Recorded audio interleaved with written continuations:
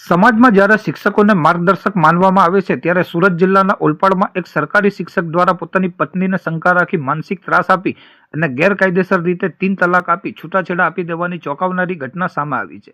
હાલ ન્યાયની આશાએ પીડિત પત્નીએ પોલીસ ફરિયાદ નોંધાવી છે.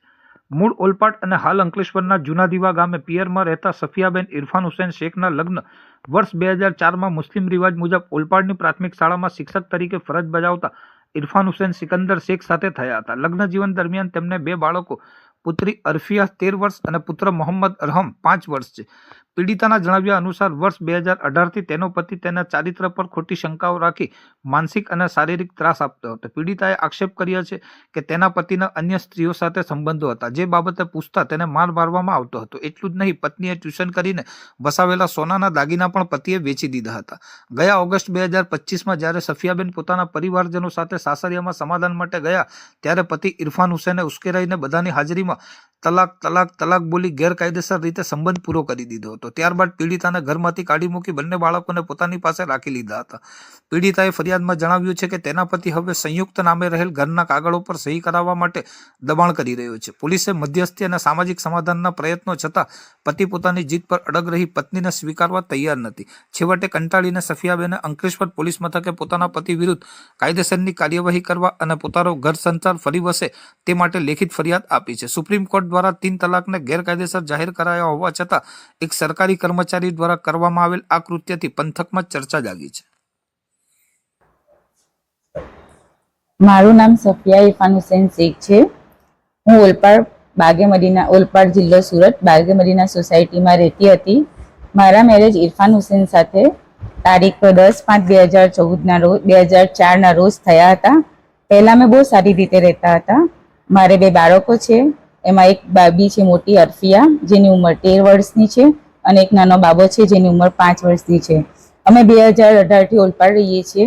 મારા હસબન્ડ ઇરફાન હુસૈન શેખ શેરડી પ્રાથમિક શાળા સુરત જિલ્લામાં નોકરી કરે છે. 2018થી એ મારી પર ખોટી શંકા કરે છે અને મને અફેર છે એમ કરીને ટોર્ચર કર્યા કરે છે. એમને પોતે જ 2 પર સ્ત્રીઓ સાથે અફેર છે. એના આધારે એ મારી સાથે ઝઘડો કર્યા કરે છે અને એ ઝઘડાના આધારે એમણે મને ઘરમાંથી કાઢી મૂકી છે. એમણે મને એ મને લડાઈ ઝઘડો કર્યા કરે છે અને મને રાખવાની ના પાડે છે. તારીખ 12/6/25ના રોજ તેઓ ખોટી શંકાના આધારે મારી સાથે બોલાચાલી કરી હતી અને તેઓએ મને ઘરમાંથી કાઢી મૂકી હતી. તે પછી હું મારી મમ્મીના ઘરે જૂના દીવા આવી ગઈ હતી. 2 દિવસ પછી મારા મમ્મી, મારા મામી અને મારા મામાનો છોકરો એ 3 મૂકવા આવ્યા હતા. તો એમણે મને પહેલાં તો ઘરમાં ઘૂસવા ન દીધી અને મારા મામાના છોકરાએ એમને સમજાવતા એમણે સમજ્યા નહીં અને એમણે મને ત્યાં જ 3 તલાક 3 વાર બોલી ગયા. ફરી એમને સમજાવ્યા કે તમે ગુસ્સામાં છો, તમે શાંતિથી વાત કરો, પણ તેઓ કોઈ વાત સાંભળવા રેડી ન હતા અને એના આધારે એમણે પછી મને ફરી પણ 3 વાર તલાક બોલીને મને ઘરમાંથી કાઢી મૂકી છે. હમણાં હું મારી મમ્મી પાસે દીવા રહું છું.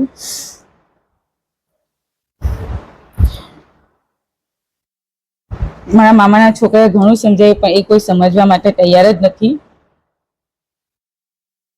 એમણે મારા બંને બાળકોને પણ લઈ લીધા છે અને મને મારા બંને બાળકો સાથે મળવા પણ નથી દેતા કે ફોન પણ વાત પણ કરવા જ દેતા નથી. અને મારા પિયર તરફથી મને જે કંઈ પણ આપવામાં આવ્યું હતું તે પણ બધું એમણે મને સ્ત્રીધન જે હતું તે પણ બધું એમણે લઈ લીધું છે. જેથી મેં એમના વિરુદ્ધ પોલીસ સ્ટેશનમાં ફરિયાદ નોંધાવી છે, જેથી અન્ય સ્ત્રીઓ સાથે આ રીતે અન્યાય ન થાય અને મને કોર્ટ્સ રાહે ન્યાય માંગેલ છે. આજરોજ સફિયા ઇરફાન હુસૈન સિકંદર શેખ, રહેવાસી જૂના દીવા ગામ, તાલુકો અંકલેશ્વર, જિલ્લો ભરૂચ, નાઓના લગ્ન બાગે મદીના સોસાયટી, ગામ ઓલપાડ, જિલ્લો સુરત મુકામે ઇરફાન હુસૈન શેખ સિકંદર શેખ નાઓ સાથે થયેલા હતા. તેમને ગુજરાતમાં રહેતા આ મુસ્લિમ મહિલા લગ્ન અધિકારો રક્ષણ કરતા કલમ 4 મુજબ 3 તલાક આપીને 3 તલાકની ઉચ્ચારીને એમને તલાક આપી દેવામાં આવેલા હતા. જેના અનુસંધાને એમને અંકલેશ્વર શહેર એ ડિવિઝન પોલીસ સ્ટેશનમાં ફરિયાદ નોંધાવી છે ને કાયદાની રાહ મુજબ અમે ન્યાય માંગીશું અને એમને સાથે જે પણ કાયદાના સ્થાપિત સિદ્ધાંતો મુજબ ન્યાય મળશે એ મુજબ લડત આપીશું.